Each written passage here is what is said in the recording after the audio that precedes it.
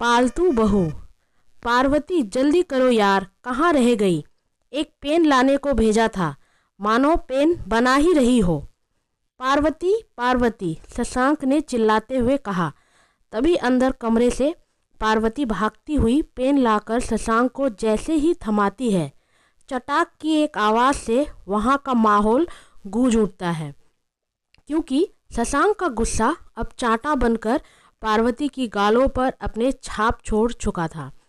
उसका वो गुस्सा देखकर दरवाजे के बाहर खड़ा पियोन भी अपनी नज़र झुका लेता है। वो पियोन तो कुरियर शशांक को देने आया था। उसी पर साइन करने के लिए शशांक ने पार्वती को पेन लाने के लिए कहा था, पर पेन हड़बड़ी में पार्वती को मिलने में देर हो गई, जिसकी सज़ा उसे मिली। ऐसा नहीं था कि ये पहली बार था जब शशांक ने पार्वती पर हाथ उठाया। वो तो हर छोटी बड़ी बात पर पार्वती पर हाथ उठा देता था, और पार्वती को भी अब इसकी आदत हो चुकी थी। पार्वती जब से ब्याह कर अपने ससुराल आई थी, उसे बस अपमान ही मिला। कभी सास से, तो कभी पति से, तो कभी ननद और देवर से। उस घर में एक उसके ससुर जी ही थे जो उससे बड़ी स्नेह रखते थे, और वो उसकी तकलीफ़ भी समझते थे, पर उनकी भी उस घर में ज़्यादा नहीं चलती थी। वो जो कभी पार्वती की तरफ से कुछ बोलते तो सब उन्हें चुप करा देते। पार्वती भी सब चुपचाप इसलिए सहती रहती क्योंकि उसके पास और कोई चारा भी नहीं था। मायके में माता पिता खुद भैया भाभी के तनों का सहारा लेकर अपना बुढ़ापा काट रहे थे। ऐसे में वो अपना दुख किसे बताती? पढ़ते पढ़ते ही उसकी शादी करवा दी गई, ताकि घर में से एक इंसान का खर्च तो बचे। और तभी से पार्वती ने भी अपनी ज़िंदगी से समझौता करना सीख लिया। एक दिन की बात है, पार्वती की ननद प्रगति का जन्मदिन आने वाला था, तो उसकी पार्टी की तैयारियां चल रही थी। सब उसमें व्यस्त थे। प्रगति की फरमाइशें पूरी की जा रही थी, और इन सब में घर का सारा बढ़ता हुआ काम पार्वती के हिस्से आ रहा था। वो दिन भर भाग दौड़ कर काम करती, और सारे बस फरमाइशें करते। ऐसे में उसके मायके से फ़ोन आया, और उसकी माँ ने रोते रोते उससे कहा, बेटा, तेरे भैया भाभी ने हमें वृद्ध आश्रम भेजने का फ़ैसला किया है। वो हमें कल ही वहाँ भेजने वाले हैं। बेटा, एक बार आकर हमसे मिल लो, पता नहीं फिर कब हमारा मिलना नसीब हो। कह रहा था, बड़ी दूर है वृद्धाश्रम। पार्वती, ये क्या कह रही हो माँ? भैया भाभी ऐसे कैसे कर सकते हैं? पार्वती की माँ, असल में हमने ही तेरे भैया से कहा कि हमें वृद्धाश्रम छोड़ दे। रोज़ के झगड़ों से परेशान हो चुके थे। बेटा, इस उम्र में ये सब अब बर्दाश्त नहीं होता। अब दिन ही कितने बचे हैं हमारे, तो सोचा बुढ़ापे के ये जो अंतिम दिन है उसे चैन से बिताएं। वैसे भी जिस परिवार में हमारी कोई ज़रूरत नहीं, इज्जत नहीं, वहाँ के लिए क्यों कोई मोह रखना? पार्वती, पर माँ, सिर्फ भैया भाभी ही तो आपका परिवार नहीं है ना? मैं भी तो हूँ। आप दोनों वहाँ नहीं होंगे तो मैं कहाँ जाऊँगी, कभी ये सोचा है? पार्वती की माँ, बेटा, तेरी हालत भी हमसे छुपी नहीं है। तू चाहे लाख छुपा ले, पर हमें पता है तू भी अपने परिवार में हमारी तरह ही जी रही है, घुट घुट कर। पर हमारी हालत को देखते हुए चुपचाप पड़ी है वहाँ। बेटा, हमें माफ़ कर दे। सब कुछ जानते हुए भी तेरे लिए कुछ नहीं कर पाए, क्योंकि हम भी लाचार हैं। काश कि हमने तेरे भैया को उसके पैर पर खड़ा करने के साथ साथ तेरे लिए भी यही सोचा होता, तो शायद आज का मंजर कुछ और ही होता। खैर, ये सब छोड़, तू कल एक बार आ सकती है क्या? पार्वती खामोशी से बस यही सोचने लगी कि कल तो उसकी ननद प्रगति का जन्मदिन भी है। ढेरों काम होंगे घर पर।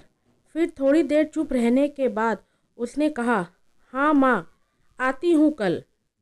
अगले दिन पार्वती सबके सामने जाकर खड़ी हो जाती है, जहाँ सभी बैठे हंसी मजाक करते हुए शाम की पार्टी की बातें कर रहे थे। तभी वहाँ पार्वती को यूं खड़ा देखकर शशांक कहता है, क्या हुआ? यहाँ क्यों खड़ी हो?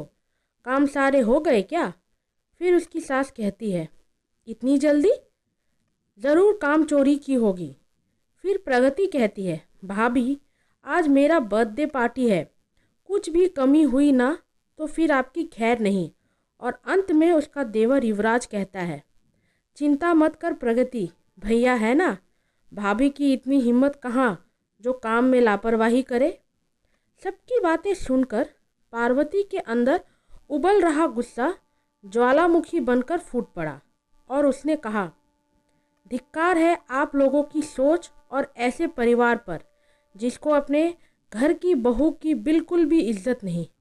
अरे इज्जत तो छोड़ो, आप लोग तो मुझे इंसान ही नहीं समझते। मैं तो यहाँ अपने माँ पापा से मिलने के लिए आप लोगों से इजाज़त मांगने आई थी, क्योंकि उन्हें मेरे भैया भाभी वृद्धाश्रम भेज रहे हैं। पर अब तो लगता है आप लोगों से अलविदा कहना चाहूँगी। जहाँ मेरे मम्मी पापा रहेंगे वहाँ मैं भी रह लूँगी। हम तीनों की इस दुनिया को कोई ज़रूरत नहीं, तो अब हम तीनों ही एक दूसरे की ज़रूरत बनेंगे। अब से आप लोग अपने घर के इस पालतू बहू को हुक्म देने की आदत छोड़ दो और अपना काम खुद करने की आदत डाल लो, क्योंकि अब इस पालतू बहू को भूखों मरना गवारा होगा, पर अपना आत्मसम्मान को रौंदना बिल्कुल भी गवारा नहीं। बहुत सह लिया थप्पड़ और ताने, अब और नहीं। और मम्मी जी, आपको मैं उस वृद्धाश्रम का पता ज़रूर दे जाऊंगी, क्योंकि आपने जैसे संस्कार अपने बेटों को दिया है ना, उससे तो वो दिन दूर नहीं जब आपको भी वृद्धाश्रम आना पड़ जाए। पर उस वक्त मैं आपसे बदला नहीं लूँगी, बल्कि आपका सहारा बनूंगी, क्योंकि उस वक्त आप एक तानाशाह नहीं बल्कि एक पीड़ित होंगी। और आप एक लड़की अपने पति की वजह से ही अपने ससुराल से जुड़ती है। धिक्कार है ऐसे पति पर जो शादी कर पत्नी नहीं बल्कि गुलाम लाते हैं और उसे बात बात पर जलील करते हैं। अब से आप लोगों को मुझसे छुटकारा मिलेगा। ये बात पार्वती शशांक से कहती है। फिर वो अपनी सास से कहती है, मम्मी जी, मेरे माँ पापा ने हमेशा हमें अच्छी बातें ही सिखाई हैं, पर फिर भी आज उनकी ये दशा है, तो ज़रा सोचिए, आपके संस्कार तो ऐसे हैं, फिर आपकी दशा क्या होगी। शांति में बैठकर सोचिएगा ज़रूर। ये कहकर पार्वती वहाँ से चली गई और सारे खड़े बस उसे देखते रह गए। उसके बाद पार्वती अपने माता पिता के साथ उसी वृद्धाश्रम में रहने लगी, जहाँ उसके चाल चलन को देखकर उसे वहाँ की सेविका बना दिया गया और उसे महीने में छोटी सी पगार मिलने लगी। आज वो तीनों ही बड़ी ही खुशी से वहाँ रह रहे हैं। दोस्तों, सदियों से यही रीत चली आई है कि औरतें घर संभालती है तो मर्द बाहर का, पर इससे ये साबित नहीं होता कि दोनों में से किसका काम श्रेष्ठ है। अगर औरतें घर पर रहकर सब कुछ ना संभाले तो पुरुष बाहर शांति से काम कैसे कर सकते हैं, और अगर पुरुष जाकर बाहर पैसे ना कमाए तो घर चलाना भी मुश्किल है। पर आजकल के बुद्धिजीवी समाज में पैसा ही सब कुछ है, इसलिए ज़्यादातर घरों में देखा गया है कि औरतें अपने पैरों पर खड़ी नहीं है, सिर्फ इसी वजह से जिल्लत भरी ज़िंदगी जी रही है। और वो इसलिए है क्योंकि जब समय था उसके पढ़ाई की कद्र किसी ने नहीं की, और अब जब समय निकल गया तो उसकी कद्र कोई नहीं करता। पहले तो वो अपने बच्चों के लिए सब सहती है, फिर वही बच्चे बड़े होकर उससे कहते हैं, अरे मम्मी, आपको कुछ नहीं पता, आप तो चुप ही रहो। पूरी जिंदगी कभी कुछ किया है? पर वो औरत ना पहले कुछ कह पाई थी और ना आज ही कुछ कह पाती है। इसलिए उठो सखियो, अपना समय तो गया, पर अपनी बेटियों को सिखाओ कि कैसे अपने पैरों पर खड़ा होना है। रोटियां गोल तो कभी भी बना लेंगी, पहले उसे अपनी कद्र करना सिखाओ, तभी तो वो खुद पर जुल्म होने से रोक पाएंगी। उसे सिखाओ बहू तो बनना है, पर पालतू नहीं, घर संभालने वाली।